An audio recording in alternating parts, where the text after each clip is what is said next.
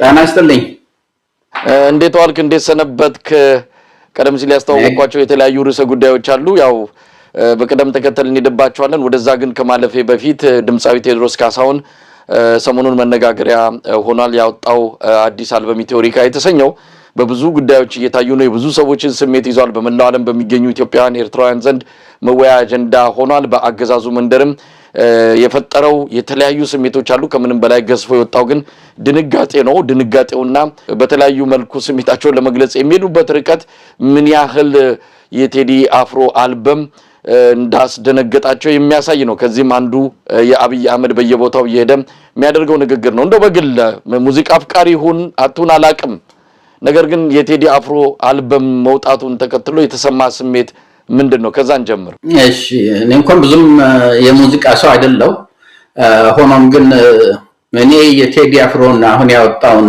አልበም የማየው እንደ ሶሻል ፌኖሜኖን ነው እንደ ህብረተሰብን ቆሞ እንዲያስብ የሚያደርገው መንግስት ብቻ አይደለም ጠቅላላ የኢትዮጵያን ህዝብ ያለንበትን ሁኔታ በሶስት ጠረዝ መጽሐፍ የማቅረብ ያህል ነው ሪሊ በሙዚቃነቱ ብቻ መታየት የለበትም በመጀመሪያ ደረጃ ያለንበትን ሁኔታ በተለያየ መስኩ በተለያየ ሁኔታ የሚያቀርብልን ነው አንደኛ ሁለተኛ ብዙ ሰው አሁን ሲያቀርበው የመንግስትን አታክ የማድረግ ወይም ደግሞ መንግስት ላይ የማነጻጸር አድርጎ ያየዋል በእርግጥ ስለ መንግስትም የሚናገርባቸው ቦታዎች አሉ ግን ከዛ አልፎ ጠቅላላ ህብረተሰቡንም ነው የሚናገረው ያለው አንድ ሁለት ምሳሌ ልስጥህ አንድ ቦታ ላይ ጣራውም ተንዷል ጣራውም ያፈሳል ግርግዳውም ተንዷል ነው ምናምን ይላል መንግስትን አይደለም ጣራውንም ግርግዳውንም ገዳዩንም አሳሪውንም ዲሞክራሲ ነጣቂውንም አድርጎ ያቀረበው መንግስትን አይደለም ህዝቡ ራሱ 12 በጎች አንድ ነብር ወይንም ደግሞ አንድ አንርፈጃቸው ዝም በማለታቸው ሲል ስለ መንግስት አይደለም የሚያወራው ስለ መንግስት ብቻ አይደለም የሚያወራው rather ህዝቡ እንደ በግ ዝም ብሎ ተገዢ ሆነ አንደኛ ይሄ ሳይለንት ማጆሪቲ የምትለው ነው ማለት ነው ሁለተኛ አንድነት አጣ በሚልበት ጊዜ የኦሮሞና አማራና ትግሬ ወይንም ወላይታና ሲዳማ አንድ መሆን አቃተው ብቻ አይደለም ይያለ ያለው of course እሱንም ይያለ ነው አማራው ራሱ አንድነት አጣ ኦሮሞ ራሱ አንድነት አጣ አሁን እስከዛሬ 2 አመት 3 አመት ድረስ የኦሮሞን የፖለቲካል ኤሊት የተመለከተ እንደሆነ አንድ ፋሳድ ነበር በቃ አንድነት አለ ሁሉም አንድ ነው even ውስጥ ለውስጥ ያላቸውን እንኳን በውስጥ ለውስጥ ነበር የሚናጋገሩት ልክ የትግራይ ሊቃኖች ያደርጉ ኤሊቶች ያደርጉ እንደነበረው አሁን ተበታትኖ ወጥቷል ጀዋርና ማነው አሰፋ ጃለታ ያ አስተሳሰብ አፍላቂ ጀዋር አስፈጻሚ ሆነው እጅና ጓንት ሆኖ ነበር at one point የሚሰሩት አሁን ሁለቱ እርስ በርሳቸው ነው የሚወነጃጀሉት በግልጽም በፍለፊትም አንድ ስብሰባ መጀመሪያውን ስብሰባ ተዚልህ እንደሆነ I think ቨርጂኒያ ውስጥ ነው ሞክረው ነበር ከዛም መልሰው ዋሽንግተን ሄዱ መነጋገር አልቻሉም አንድ ጀምሮት የነበረው የሬዲዮ ጣቢያ ሚልቄሳና ማነው ያኛው ሰውዬ አሁን ተለያይተው የራሳቸው ከጥግ እስከ ጥግ ኦሮሞውን ፍራክቸርድ ሆኗል በወለጋ ኦሮሞና በአምቦ ኦሮሞ መካከል ያለው ልዩነት በጀነሪክ ኦሮሞና በጀነሪክ አማራ መካከል ያለው ልዩነት ይብስ ይሆናል እንጂ ያነሳ አይደለም ባሁኑ ጊዜና አንድነት አጣችሁ ሲልኮ ኢትዮጵያን ለመፍጠር ብቻ ሳይሆን ኢቭን በጎጣችሁ እንኳን በመንደራችሁ እንኳን አንድ መሆን አቃታችሁ ያ ደግሞ ለዚህ አስተዋጽኦ አለው ነው ስለዚህ I think ኦፖዚሽኑ መንግስትን ልክልኩን ነገር ብሎ ማጨብጨቡን አቁሞ ለኛም እኮ ነው ይሄ ነገር እየተነገረን ያለው እኛስ ምን ኮንትሪቢዩት አድርገናል አሁን ላለንበት አገር ዳስጣል ለተባለባት አገሪቷ እየጠፋች ነው ለተባለበት ሁኔታ ትግሬና አማራ አንድነት ፈጥሮ ቢሆን ኖሮ ከኦሮሞ ሳይለንት ማጆሪቲ ወንም ደግሞ እየተጎዳ ካለው ኦሮሞ ጋራ አንድነት ቢፈጥር ኖሮ የደቡብ ህዝብን ሶማሌ ሌላውንም አንድነት ቢሆን ኖሮ የአብይ መንግስት ባጭር ጊዜ የሚወድቅ ነበር የአብይ መንግስት የያዘው የናንተ ዲስዩኒቲ ነው የሱ ጥንካሬ ብቻ አይደለም የሚልም ታገኝበታለህ ከዚህ እንትን ላይና ሪሊ በጣም ሰፊ የሆነ ሶሻል ፌኖሜናን ነው ይሄ ነገር። ዶክተር ዮናስ የህዝቡንም አንድነት ማጣት የህዝቡንም ክፍተት በርግጥም አንተ ካልኩ በደንብ የሚያስማማኝ ነጥብ ነው። ግን ያም እንዳይሆን ያደረገው የአገዛዞች የህዝቡን አንድነት ላይ ያንን የመበታተን ያንን የመሰባበር ፖሊሲ ነድፎ በመንቀሳቀሳቸው ህዝቡ አንድ እንዳይሆን አደረገ። ለምሳሌ አዲስ አበባን እንውሰድ ዶክተር ዮናስ። አዲስ አበባ ላይ ህዝቡ በፊት የነበረው አንድነት በእድርም በእቁብም በተለያየ መልኩ ሶሻል መስተጋብር ነበረው። ያንን አብይ አህመድ ፖሊሲ ነድፎ ከዛም ባለፈ ደግሞ የኮሪደር ልማት በሚል ህዝቡን የመበታተን እርምጃ ወሰደ። ሰው ወጥቶ እንዳይቃወም ልማት ነው የሚል መጣ። ስለዚህ ወዲም አለው ወዲያ የአገዛዞች በዚህ ጉዳይ ላይ ድርሻቸው ያንበሳው ነው። ስለዚህ አገዛዙ ላይ በደንብ አድርጎ ሚስማር የመታ እንደሆነ እናያለን። ይህ ሲባል ግን አንተ እንዳልከው ህዝቡ አልተወቀሰም ማለት አይደለም። አንድነት በማጣት በትንንሽ ጉዳዮች ልዩነቶችን እያሰፋና እያራገበ ለአገዛዞች እድሜ ሰጥቷል። ያ ያስማማል። ግን ቴዲ አፍሮ ከምንም በላይ በኢትዮጵያዊነት ላይ አገዛዞች የሚወስዱትን እርምጃ የነቀፈበት ያንን ያስታወሰበት ወደፊትም ተስፋ እንዳለ የነገረበት አልበም ነው ማለት ይችላልው። ወደ አንተ ልምጣ። በተወሰነ ደረጃ አስማማለሁ ካንተ ጋራ በተወሰነ ደረጃ አስማማለሁ የምልህ መንግስት ህዝብን አንድ የማድረግ አንድ አርጎ የመያዝ ለዲቨሎፕመንት የሚሆን ሰላምን መፍጠር የመሰለውን ሁሉ የመንግስት ኃላፊነት ነው። በዛ መንገድ ከተመለከከው የአንበሳውን ድርሻ ይወስዳል፣ ኃላፊነት አለበት። በዛ ደረጃ እስከወሰድከው ድረስ ምናልባትም ቴዎድሮስ ዘፈኖች ወይንም ደግሞ አልበም እዛ ላይ ትኩረት ሊሰጠው ይገባል፣ ሰጥቶታል። እኛ ግን ማሰብ ያለብን ቤትም ሀገር ውስጥ ያለ መንግስት ስልጣን ላይ መቆየት እስከፈለገ ድረስ ጨቁኖ አስሮ ገሎ ልዩነት ፈጥሮ አክቲቪስት ቀጥሮ ሐራስም እያደረገ መበታተን ያለ ነገር ነው። ብዙ አገሮች ውስጥ ያንን ሁሉ አልፈው እኮ ነው አንድነት ፈጥረው ጠንካራ ኦፖዚሽን ፈጥረው ክሪቲካል ማስ ፈጥረው ያለውን መንግስት ወይ አስገድደው ያገዛዝ ስርዓቱን ሚኒንግ የገቨርናንስ ሲስተሙን መንግስት መቀየር ብቻ ሳይሆን ኔሴሰሪሊ የመንግስትን ቢሄቪየር የማስቀየር እንትን የሚያመጡት በጣም በአስቸጋሪው ሁኔታ ውስጥ እያለፉ ነው። ስለዚህ መንግስት እንደዚህ ስላደረገን ነው ያ ሊፈጠር ያልቻለው የሚለውን መቀበል የለብንም። አለበለዚያ እሱን ከተቀበልን ይሄ መንግስት የበለጠ እያደረገው ነው የሚሄደውና እንዲሁም መንግስት ኃይሉ በጨመረ ቁጥር ጭቆና በጨመረ ቁጥር የህዝቡ እንቢተኝነትና ህዝቡ አብሮ ሰርቶ ይሄንን መንግስት ወይ አስገድዶ ወይ አስወግዶ ትራንስፎርሜቲቭ የሆነ ስር ነቀል የሆነ ለውጥ የማምጣት የራሱ ህልውና የሚጠይቀው ነገር ነው። የኛን ግን የተመለከተው እንደሆነ እሺ ሀገር ውስጥ ያሉት የመንግስት ተጽዕኖ አለባቸው፣ ይታሰራሉ፣ ይፈራሉ ምናምን ብለው ትልቅ ዳያስፖራ አለን፣ ኃይል ያለው ዕውቀት ያለው ሀብት ያለው ኦርጋናይዝድ ሆኖ አንድ ሆኖ ቢል የኢንተርናሽናል ኮሚኒቲው ላይ ትልቅ ተጽዕኖ ፈጥሮ የኢትዮጵያን ሳንክሽን እንድትደረግ አድርጎ ለውጥ ሊያመጣ የሚችል ኃይል አለው ውጪ።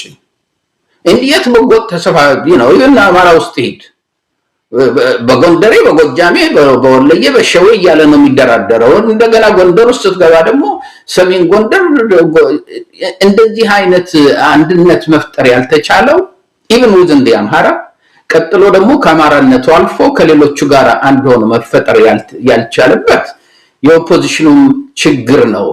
እነዚህ ነገሮችም ይንጸባረቃሉ። ምክንያቱም ጣራው አፈሰሰ ሲል አንዳንድ የትግራይ ልጆች የሁላችሁ እኮ ጣራው አፈሰሰ ሲል እኮ ስለ ትግራይ እያዘነ ነው ትግራይ ነው የሚለው። ምክንያቱም ላይ ያለችው ማፕ ላይ ትግራይ ስለሆነች ይሄ ኢትዮሪካ የሚለውን ላይ ደግሞ የአክሱምን ሐውልት አይተኸው እንደሆነ ሌላው አረንጓዴ ቢጫ ቀይ ምናምን ሲሆን እሱን በጥቁር አድርጎታል። ይሄ ልጅ እኮ ለትግራይ እያለቀሰ ነው ምንድነው ይሄ ዳስ ጣሉ የሚለውም እኮ ለትግራይ ነው ብሎ ሲናገር ሰማሁት አንድ የትግራይ የሚዲያ ሰው። ስለዚህ ሁሉም ሰው የራሱን ማውጣት ይችላል ከዚህ ላይ። እንዲሁም የዚህ ልጅ ስራ በጣም ትልቅ የሚያደርገው ለሁሉም ሰው ሁሉ ነገር ነው። መንግስትን ማጥቃት ለሚፈልግ ሰው ከሚፈልገው በላይ አስታቅፎታል። የመንግስት ተቃዋሚ ነን የሚሉትን ደግሞ ችግራቸውን ማየትና መስማት እስከፈለጉ ድረስ በቂ የሚሆን ምንድነው ሀረጎችና ሊሪክሱ ላይ አለ። እሱም በማህበራዊ መድረክ ገጽህ ላይ ይሄ አፕሪል 16 ወይም ደግሞ በኢትዮጵያ ሚያዝያ 8 ቀን የቴዎድሮስ ካሳሁን የቴዲ አፍሮ ቀን መሆን አለበት የሚል አቋም ወስደ በሰፊው በትልቁ በማህበራዊ መድረክ ገጽህ ላይ ለጥፋል። ምን ማለት ነው? አንዳንዶች ቴዲ አፍሮ ወይም ደግሞ ቴዎድሮስ ካሳሁን የሚባል አውዳመት ያስፈልገናል ብለው በሚዲያዎች ሁሉ ሲገልጹ ሰምቻለሁና ያንን የምትጋራ ይመስለኛል። ምን ለማለት ፈልገ ነው? አሁን አክቹአሊ የበዓል አውዳመት እንግዲህ ከሃይማኖት ጋር እስካልተያያዘ ድረስ አውዳመት አይቶ ምናልባት እኔ ሰሳት ይሆናል። አውዳመት ማለት ከባህል ጋር የሚያያዝ ይመስለኝ ነበር። ካልሆነ ግን አሁን እዚህ ሀገር ዋሽንግተን ዴይ ምናምን ኮሎምበስ ዴይ ይባላል። ያ አንድ ትልቅ ለውጥ ለሀገር እንግዲህ ትልቅ ለውጥ ለሀገር ሲመጣ አንድ ጀነራል ጦር መርቶ ሀገር ነፃ የሚያወጣም አለ። ያም አይነት ሰው ይከበራል።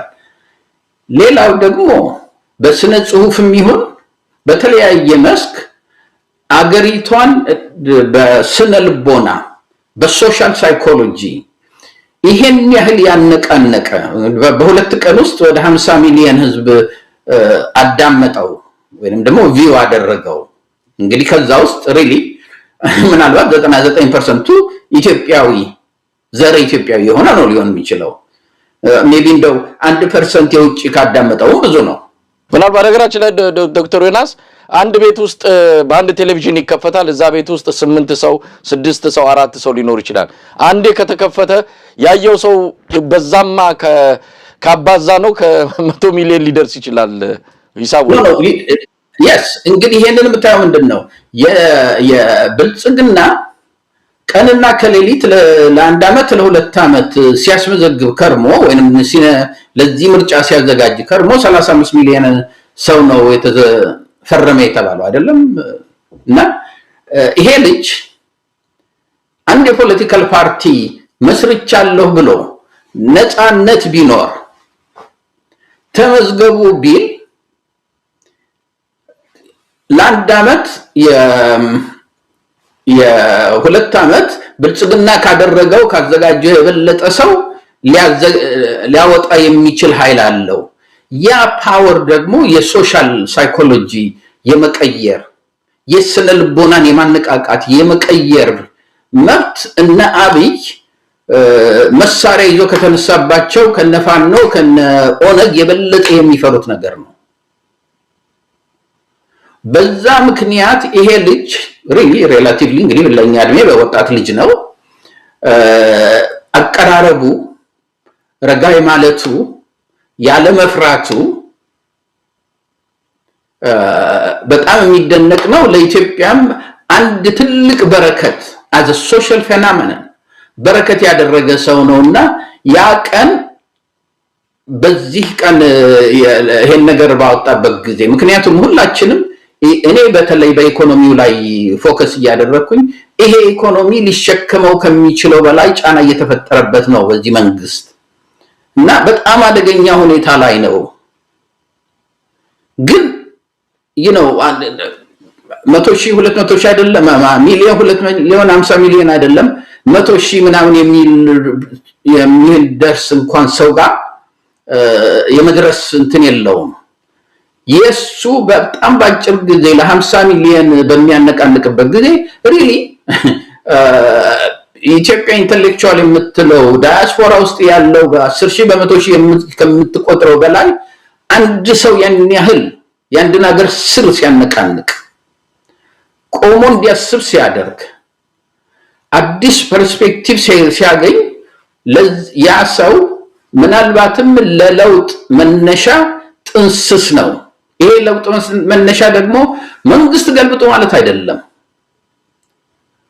ለውጥ ያስፈልጋል አሁን ባለንበት he never said ይሄን መንግስት አላለም he never said እንደዚህ አይነት ሲስተም አንተ አይደለም ያለው አሁን ያለንበት ሁኔታ አገር ሊያጠፋ የሚችል ነው መፍትሄ ይፈለግ ኢትዮጵያን እናድን አንድ ላይ እንሁን እንሰባሰብ ነው አሁን አንዳንድ ሰዎች ጸረ ኦሮሞ ነው ይላሉ የትም ቦታ ላይ ኦሮሞን የሚናገርበት የለም ኦሮሞንም እንደ ቪክቲም አርገህ እሱ እንትን ውስጥ ልታዩት ይችላል ኦፍ ኮርስ መንግስት ያንን ያው መከፋፈል የተካኑበት ነው መከፋፈል ደግሞ ለፖለቲካ ህልውናቸው መሰረታዊ የሆነ ኃይላቸው ስለሆነ ያደርጉበታል እንጂ በዛ ምክንያት ነው ሁሉንም አብረን ተስማምተን መፍትሄን ፈልግ አብረን እየጠፋን ነው ያለውና እንደዛ አይነት ፓራዳይም ሽፍቲንግ የሆነ የሶሻል ፌኖሜናን ነው እየፈጠረ ያለው ለዛ ሊሞገስ ሊወደስ እንዲሁም የኛ ጄነሬሽን አሁን በህይወት ያለ ነው ብቻ ሳይሆን ለወደፊትም ኢትዮጵያ እንደዚህ አይነት በነበረችበት ጊዜ ሰላም ባጣችበት ጊዜ አንድ የሚያደርጋቸው ነገር በምንም ነገር መስማማት በማንችልበት ጊዜ 50 ሚሊዮን ተመልካች እያለቀሰ የሚሰማው ሰው ሲገኝ ምናልባት ይሄ ሰው on the right track የሚል አይነት አነሳሽነት ይኖረዋል ለዛ ነው የቴዎድሮስ ቴዲ አፍሮ ዴይ ተብሎ ያቀን መጠራት አለበት ያልኩት ካሁን በፊትም እንደዛ ያሉ ካሉ ድጋፌ ነው